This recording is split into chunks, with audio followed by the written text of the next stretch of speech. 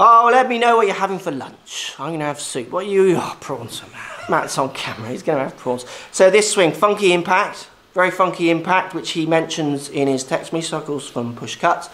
But there's some things in the backswing that make that impact a necessity. Let me show you what I mean. So this swing was sent via Instagram. Links coming up around the screen. Follow me on Instagram. Also subscribe to the YouTube channel if you want to get involved in the Lunchtime Fix. I'm going to try and do as many of these as I can. So the impact is like this. Now the reason this is there is to try and control this, the face angle, and in turn the loft. Totally. So he makes a swing, which we'll talk about in a second. There's 2 ideas to fix. So he kind of picks the club up, doesn't have much leg action on the backswing, gets quite a short, stuck backswing. Then he starts down, legs get a little bit more involved, but we see the club face wanting to point up to the sky. So he's adding loft to this club, and there's a good chance it's going to want to point right of his path. So what he does at the bottom is he tries to save that with the big flick. The flick is there to hit target. It has to be there. Don't try and fix that. Let me show you what I mean. If I put the club at this angle, are you seeing that, Matt? Let's pretend that's the angle of his face as he starts his downswing. If I want to hit target, I have to do what you're doing. I have to somehow save that. Call it heavy, but if you look at that, I've got it actually on left of the screen. Good manipulations. Don't want it to go right, which is where it's set up to do, so I use that follow through to try and find some target. If you were to do what you do with the face and not change backswing and face angle, and do a swing that in kind of on your cameras looks nicer, look where that's going. There's a high lofted push cut.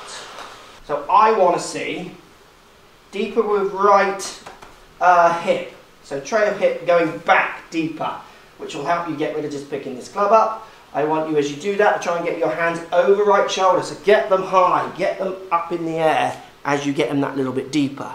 While you do all this, you need to use the funky wrist angles. Let's get some DJ going with your wrist angles. Feel like you're bowing, turning the wrist this way. On the downswing, as you do your normal turn, feel like that wrist, almost the foot joint pad here, pointing down at the ground to get a very different relationship to that face. If you get a face which was coming in close to a path, your follow through that you don't like the look of would be disastrous and pointless. And hit a few disastrous and pointless.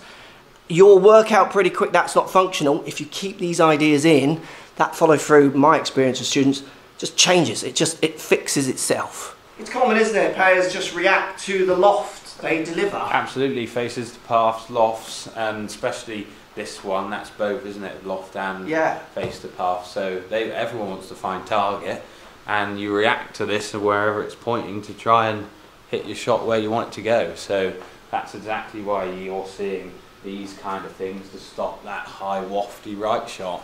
And like you say, if you do those sorts of things and start to change these angles, those follow throughs, the things that he doesn't like seeing, will probably change themselves, because he'll be hitting it miles left all of a sudden and want to start changing that follow through. The same way people react to the face if it's wrong, they react to it if it's functional. And they react to more functional moves. It might take a day, a week of hitting shots, but they totally react. Yeah, and I like seeing disastrous. Yeah, I do. Like, do like what we want. Do the opposite of disaster. And then ease it off a little bit. Yeah. Like, it's fun. And then you might even have a few extra shots that you might need at some point.